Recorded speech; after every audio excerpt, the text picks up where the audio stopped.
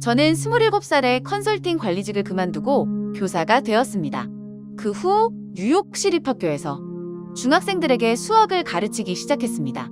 다른 교사들처럼 아이들과 퀴즈를 풀고 시험을 보며 숙제를 내준 후 채점과 동시에 아이들 등급을 나누었죠.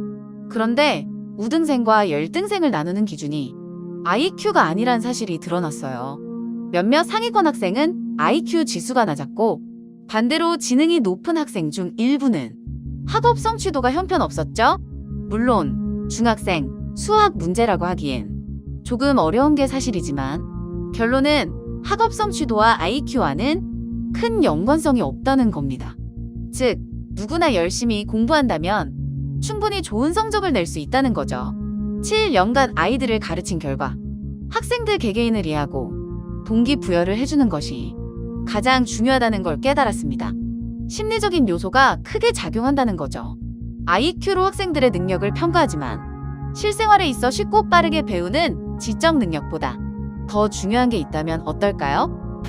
저는 이에 대한 답을 찾고 싶어 대학원 심리학 과정까지 밟게 됩니다. 결국 각각 다른 상황과 배경에서 모든 사람을 연구하기 시작했고 과연 누가 성공할 수 있는지 그 이유는 무엇인지 밝혀내기 시작한 거죠. 특히 제 연구팀은 미 육사 생도들을 관찰했는데요. 누가 합격하고 중도 포기하는지 그 결과를 예측하기 시작했고 우리말 겨루기 대회에서도 누가 우승하는지 가장 열악한 환경에서 근무하는 신입 교사들 중 누가 끝까지 버티는지 누가 학생들의 학업 성취도에 가장 큰 영향을 미치는지도 분석하기 시작했습니다. 또한 민간 업체들과도 협력해 직원들 중 누가 끝까지 살아남고 누가 가장 연봉이 높은지도 조사했죠. 그리고 마침내 한 가지 공통점을 발견하게 됐는데요. 성공한 사람은 외모나 신체 건강, IQ와는 별개로 모두 근성이 있었다는 겁니다. 그릿은 장기적 목표를 향한 열정과 인내를 뜻합니다. 마치 정력과 같아서 몇 날, 며칠, 낮이건 밤이건 미래의 꿈을 향해 달려가는 거예요. 몇 주, 몇 달이 아닌 길게는 수십 년 동안 지구력을 가지고 목표를 달성하려 최선을 다하는 거죠. 그릿은 단거리 경주가 아니라 장거리 마라톤을 뛰는 것과 같습니다. 몇 년 전 시카고 공립학교에서 그릿을 연구하기 시작했는데요. 저는 수천 명의 고위 학생들을 대상으로 설문조사를 했고 1년 뒤에 누가 졸업하는지 지켜보았죠. 그 결과 졸업생들 대다수는 그릿 점수가 높았습니다.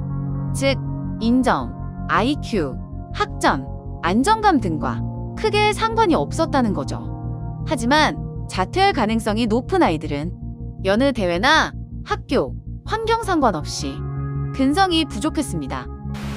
사실 우리가 그릿에 대해 잘 모를 뿐 아니라 과학적으로도 충분히 입증되지 않았음을 합니다.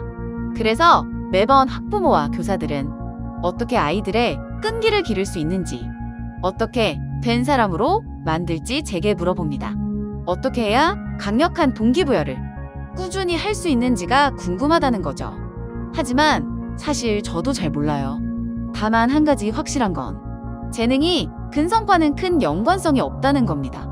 최근 연구 결과에 따르면 많은 재능러들은 노력하지 않는다는 건데요. 인내는 재능과 관련이 없으며 심지어 반비례한다는 데이터까지 있죠. 제 경험상 그릿을 높이기 위한 최고의 방법은 성장 사고방식입니다. 스탠포드 대학의 카롤 박사님도 학습 능력은 얼마든지 자신의 노력에 따라 충분히 달라질 수 있다고 언급한 바 있어요. 즉, 아이들이 학습을 하거나 새로운 무언가에 도전을 할 때 그릿이 증가한다는 겁니다. 이러한 과정 속에 실패를 경험하면서 실패는 순간이라고 생각하기 때문이죠. 그래서 투지를 키우려면 성장 사고방식을 갖는 게 좋습니다. 하지만 더 중요한 게 있어요. 오늘 배운 걸 그저 아는 것으로 만족하지 마세요. 반드시 써먹어야 한다는 거예요. 스스로 최선을 다해서 성공에 가까워지고 있는지 확인해보고 기꺼이 실패를 각오하면서까지 몇 번이고 넘어져도 다시 일어나야 합니다. 투지를 한번 불태워보세요. 그러면 아이들도 자연스레 따라오게 돼 있습니다.